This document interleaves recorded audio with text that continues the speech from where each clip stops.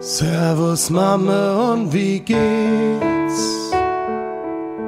Lang nie mich sehe, sag wie steht's? Du wolltest mich sprechen, sag was hast du dann? So wie du guckst, du wird mir's Angst und Bang. Meine Bibel, was ich dir sagte, es fällt mir schwer. Komm, halt dich her. Du bist der Sohn vom Karl-Heinz in einer lauen Sommernacht. Das ist zumindest mein Verdacht. Da sind wir all noch naus zum Baggersee. Eigentlich wollten wir schwimmen gehen. Was dann war, das ist für dich zensiert. So ist passiert. Jetzt bist du der Sohn vom Karl-Heinz. Ach Mama, sag mal, ist dir klar?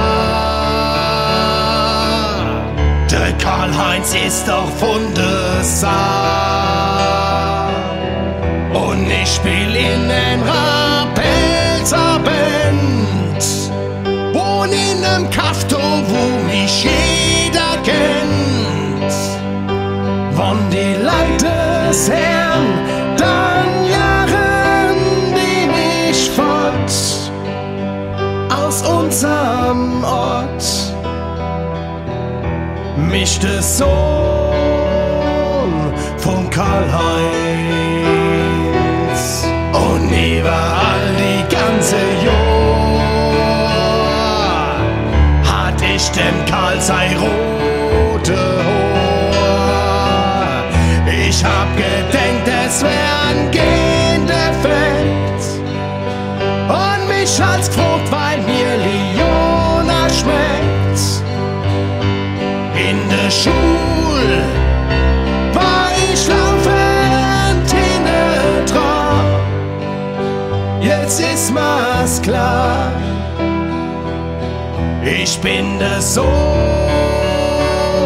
vom Karl-Heinz. Mein Bu, jetzt tu nicht so geniert. Du bist doch super integriert. Bist halt in Zukunft bissl tolerant. Speziell zu Leuten aus dem Saarland. Weil so mancher Bu, wo bei uns auf der Gas rumrennt, ist 100%. Ach, ein Sohn